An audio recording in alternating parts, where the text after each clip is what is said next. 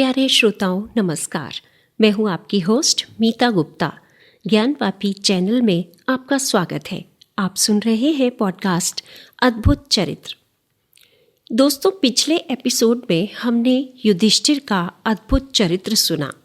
वैसे तो युधिष्ठिर से जुड़ी बहुत सी कथाएं हैं, परंतु आज की जो कहानी हम सुनेंगे वो और भी ज़्यादा रोचक है कि कैसे एक यक्ष से युधिष्ठिर अपने ज्ञान और बुद्धि के बल से अपने चारों भाइयों को मृत्यु के बाद भी जीवित कर लेते हैं। ये कहानी तब की है जब पांडव वनवास में थे। पांडवों के वनवास की अवधि पूरी होने को थी। पांडवों के आश्रम के पास एक ब्राह्मण की झोपड़ी थी। एक दिन एक हिरण ब्राह्मण की आग जलाने वाली अरणी लेकर भागा। ब्राह्मण ने पांडवों से उसकी अरणी वापस लाने की सहायता मांगी, तो सभी पांडव उस हिरण का पीछा करने के लिए भागे, परंतु वे हिरण को नहीं पकड़ सके। थक हार कर वे बरगद के पेड़ की छांव में बैठ गए। प्यास के मारे उनका मुंह सूख रहा था। तब युधिष्ठिर ने भाई नकुल को पेड़ पर चढ़वाकर ये पता करवाया कि थोड़ी दूरी पर एक सरोवर है। तो पानी लेने के लिए पहले नकुल, फिर सहदेव, अर्जुन और आखिर में भीम उस सरोवर पर गए। परंतु वह सरोवर एक यक्ष का था, जिसके मना करने पर भी चारों पांडवों ने उसका पानी पी लिया था और वे सब मृत्यु को प्राप्त हो गए थे। जब युधिष्ठिर को इंतजार करते हुए बड़ी देर हो गई, तो वे भी अपने भाइयों को खोजने के लिए उस सरोवर की ओर चल पड़े।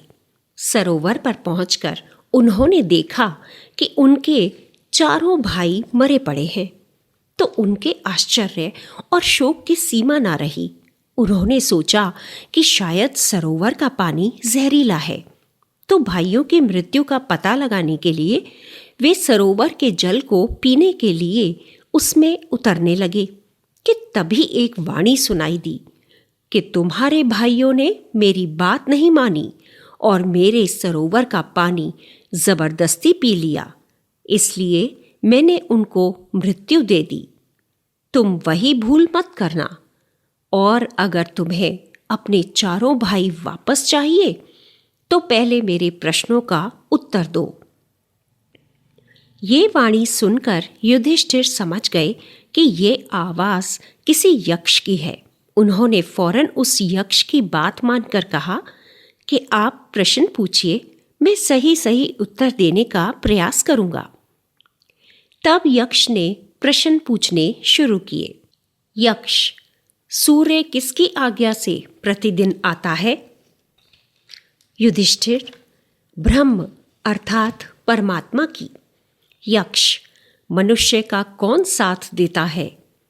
युधिष्ठिर, धैर्य ही मनुष्य का साथी होता है। यक्ष, कौन सा अस्त्र या विद्या है जिसका अध्ययन करके मनुष्य बुद्धिमान बनता है? युधिष्ठिर, कोई भी ऐसा शास्त्र नहीं है।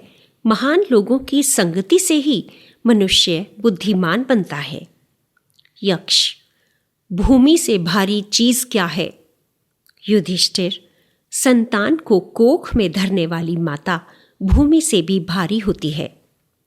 यक्ष, आकाश से भी ऊंचा कौन है? युधिष्ठिर, पिता। यक्ष, हवा से भी तेज चलने वाला कौन है? युधिष्ठिर, मन। यक्ष, घास से भी तुच्छ कौन सी चीज होती है? युधिष्ठिर, चिंता। यक्ष, विदेश जाने वाले का साथी कौन होता है?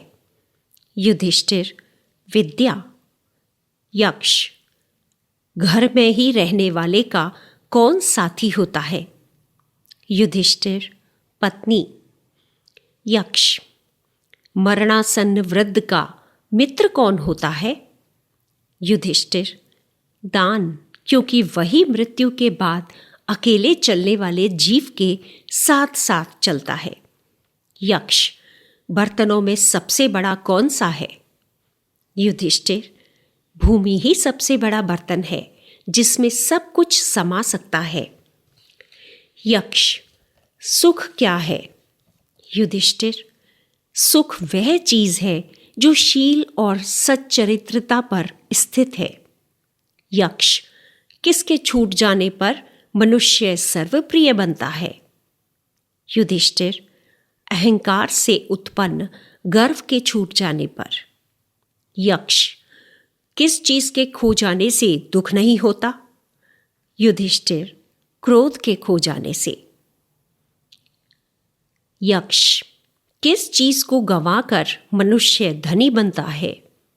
युधिष्ठिर, लालच को। यक्ष, ब्राह्मण होना किस बात पर निर्भर करता है? उसके जन्म पर, विद्या पर या शील स्वभाव पर? युधिष्ठिर, ब्राह्मणत्व तो शील स्वभाव पर निर्भर होता है। जिसमें शील ना हो वह ब्राह्मण नहीं हो सकता। चारों वेदों को जान करके भी कोई चरित्र भ्रष्ट हो तो उसे नीच ही समझना चाहिए। यक्ष, संसार में सबसे बड़े आश्चर्य की बात क्या है? युधिष्ठिर, हर रोज आंखों के सामने कितने ही प्राणियों को मृत्यु के मुंह में जाते देखकर भी बचे हुए प्राणी जो ये चाहते हैं कि हम हमेशा अमर रहें, यही महान आश्चर्य की बात है। यक्ष, मनुष्य के लिए सबसे बड़ा धन क्या है? युधिष्ठिर, संतोष करना।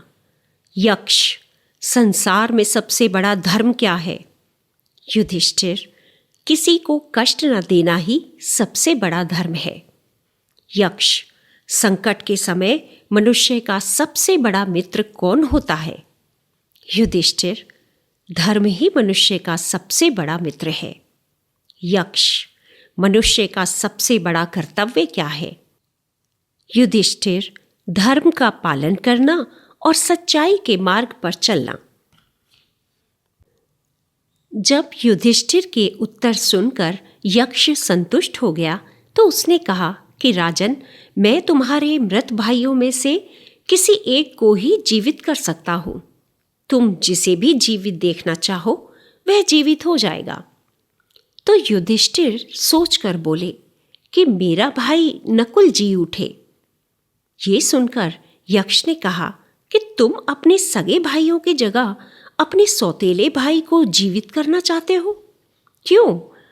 तब युधिष्ठिर ने तर्क संगत उत्तर दिया कि मेरे पिता की 2 पत्नियों में से कुंती का एक पुत्र तो मैं बचा हूं और दूसरी पत्नी माद्री का भी एक पुत्र नकुल जीवित रहेगा तो हिसाब बराबर हो जाएगा।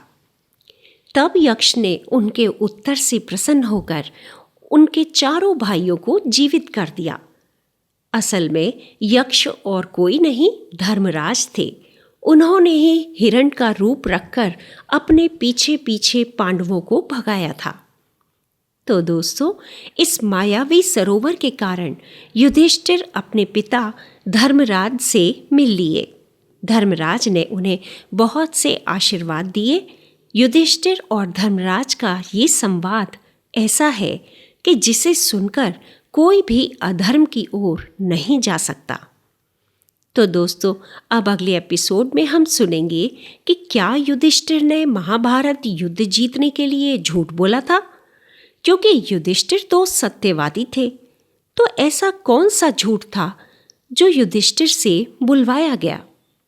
अगर आपको इस पॉडकास्ट का कंटेंट पसंद आ रहा हो दोस्तों, तो प्लीज़ इस चैनल को सब्सक्राइब, लाइक और शेयर ज़रूर करें। मिलते हैं अगले एपिसोड में। तब तक के लिए नमस्कार और पॉडकास्ट सुनने के लिए धन्यवाद।